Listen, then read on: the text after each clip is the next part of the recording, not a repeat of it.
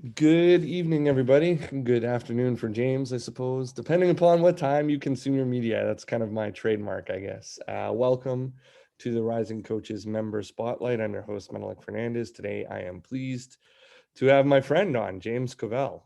Sir, it is a pleasure to be able to sit down with you again, and I haven't interviewed you in a while, so it's exciting to be here. Let's start here. Give us some background of who you are and your basketball story.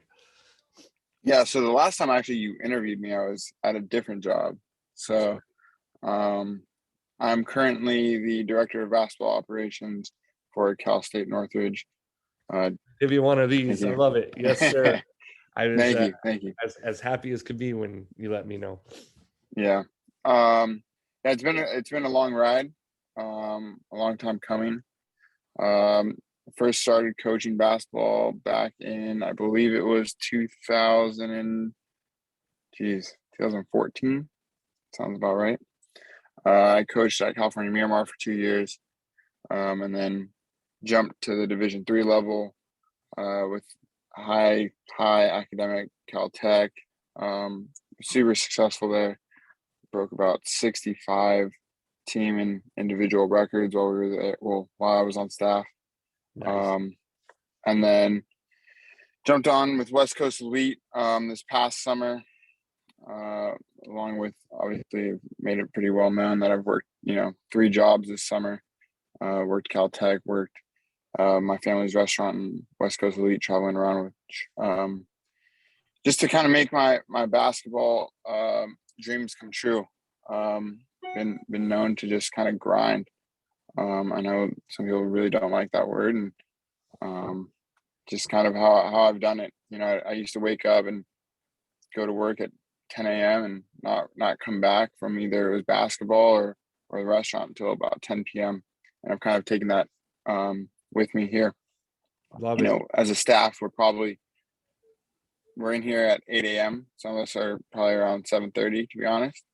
And then we probably won't leave here tonight until about 8 p.m. So um, that's every day except for Sunday. So we're working hard, and just the kind of the nature of the hiring when we got hired, and we're just trying to kind of mesh as a staff, and trying to make sure that everyone's doing what they're supposed to be doing.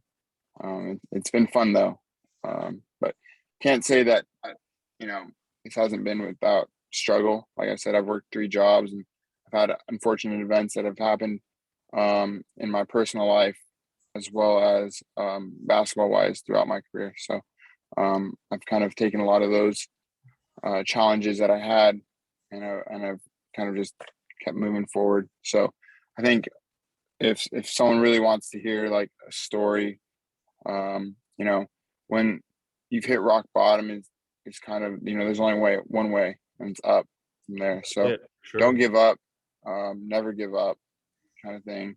I could have just easily given up, when I was working 3 jobs, and I could have just been like, what, this basketball thing, it's not paying, it's not doing this, it's not doing that. But I knew that I had a bigger calling than just, you know, um, working a regular 9 to 5. That just wasn't for me. I tried it, wasn't for me. So I was going to do anything just to make this dream come true. So Love it. So you like hearing people pursuing their dreams. You like seeing them achieve it. As I mentioned, a buddy of mine. So makes it extra happy to see that coming true for you. Talk a little bit about your why, I suppose. I know you played. You were a college basketball player. What happens as that's winding down that makes you sort of jump into coaching? Why you want to coach, and sort of where basketball has taken you? right, yeah. So my why kind of started when I was playing. Um, I wasn't the best player. I self-proclaimed not the best player. That's for sure. I actually basically walked on my college team, and just worked my ass off to become a starter by the end of my time there. I had some injuries, blew out my ACL while I was playing. That kind of put me into that hole of I could have quit basketball. I could have quit, school at that point. But I knew that I wanted to still be a part of the team, and I still wanted to help out as much as I could. So at that point, I was almost basically a manager until I could come back and play. And so I came back from the ACL and started. And then once you get out of college, they kind of just say, well, good luck, right? There's no job here's a degree, here's a job. It's just not how it works.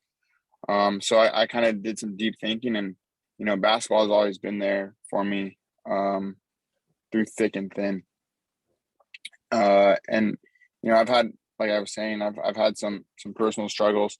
One of my really good friends passed away, was killed in a car accident my first year coaching.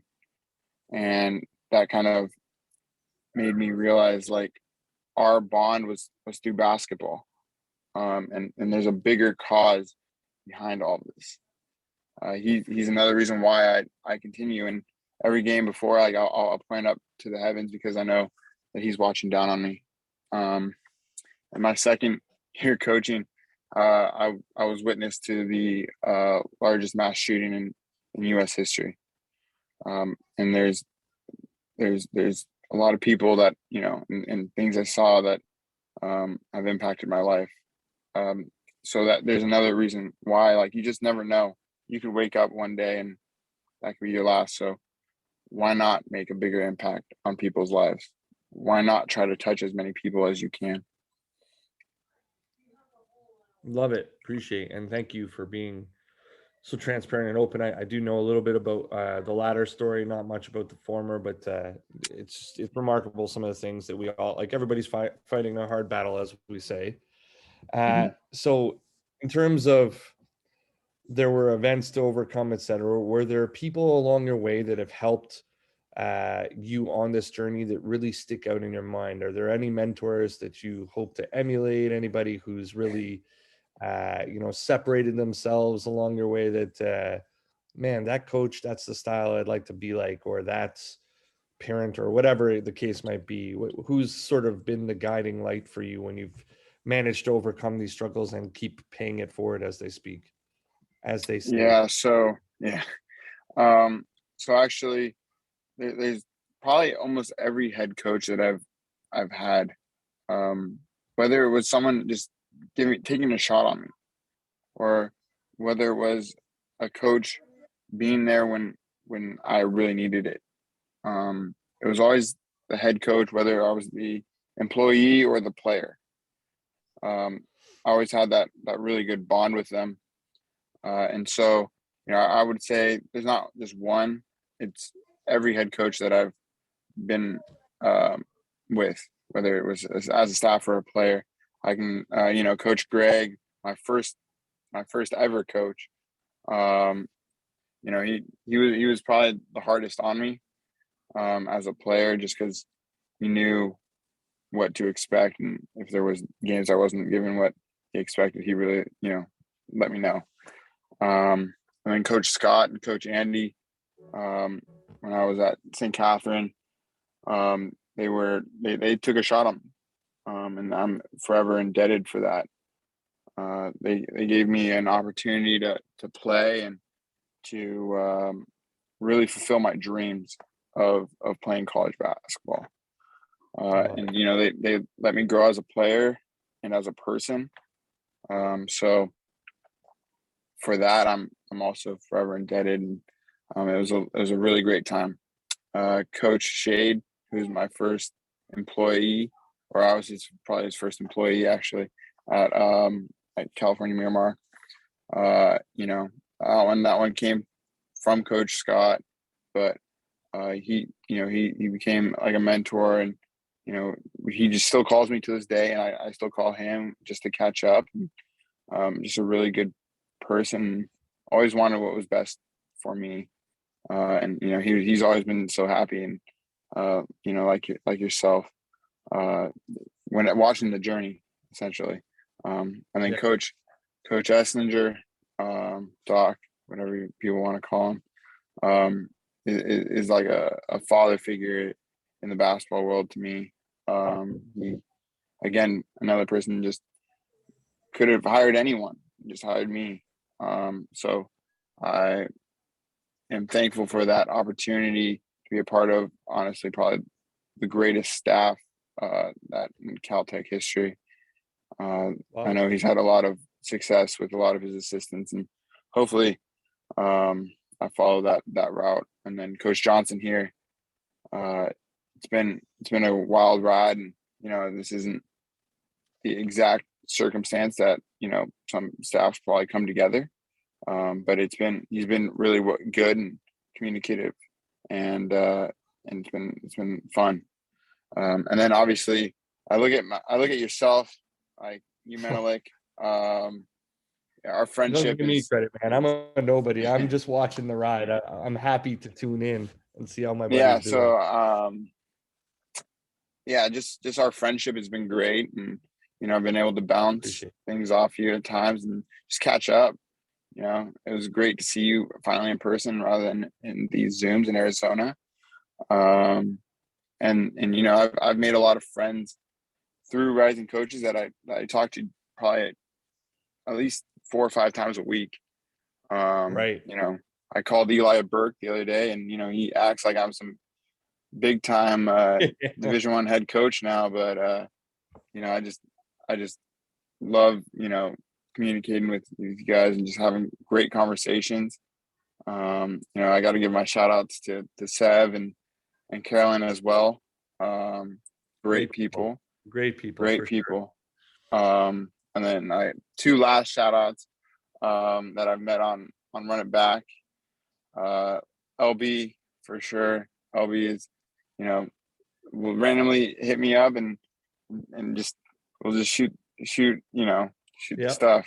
Yep. And then Trey, obviously. Amazing. Trey Montgomery. So both of them. Great people. I'm gonna put you on the spot. Just because what you're saying made me think of it. Do you have an experience or a travel that kind of sticks out in your mind that you're like, man, I'm so glad that coaching has brought me here type deal? It could be somewhere that you've gone, one relationship that like an event really stuck out, or a player giving you feedback that you're like, wow, I really helped with that. Anything that sort of sticks out that you're like, I'm really proud that I'm on this coaching journey and something like that has happened. Yeah, actually, to be honest, probably every Run It Back. Oh man, I'm not. I feel like I'm probably the dumbest person in the room every time, but just being able to learn from everybody on that has been so beneficial for my development. And I mean, you're probably like, oh, you only said that because I'm on here. No, I would have said that whether it was Adam or Brandon or anyone. It's been super beneficial, and I'll just randomly just put it on just to just hear. I know I haven't probably been on recently just because the nature of the job, but definitely still tuning in from afar. I appreciate you, man. Sincerely, that means a lot to me, both as a friend and as a peer. Thank you. I appreciate that. Last one for me. What's the ultimate goal? Where's James Covell if the stars align and he gets his way? Yeah. I've gotten that question probably multiple times. Greek national team coach. Come on, buddy. I want that one.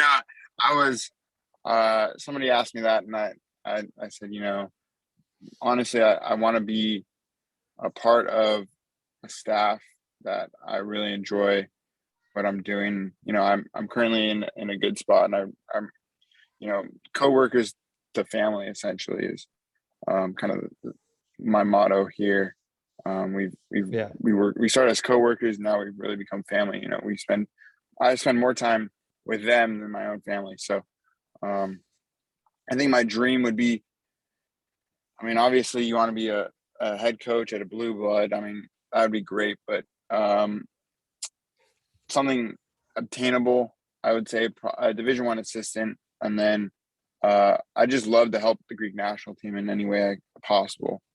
I'd love whether to. that be, I know you've expressed that one to me before. Yeah, whether that be just a video guy um, or an assistant, or who knows, maybe Patino wants a break. Um, but Listen, I'm calling it, man. 10 years, we're gonna look back at this video and be like, hey, you remember that member spotlight? yeah, no, I mean, I have affinity for Greece, and love for that country. For sure. Um, For sure. So Special guest to bring it home. Now, okay. So I'm going to wind it down here.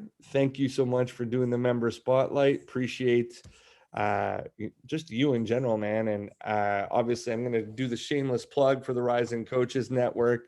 Just another great person that I've gotten to know, share the game with, learn from, teach, back and forth. Just a real genuine relationship that is developed, and I'm forever grateful both to you and to the network. So thank you guys so much. And James, thanks for taking the time and sitting down with me, man. thank you, go Appreciate Matadors.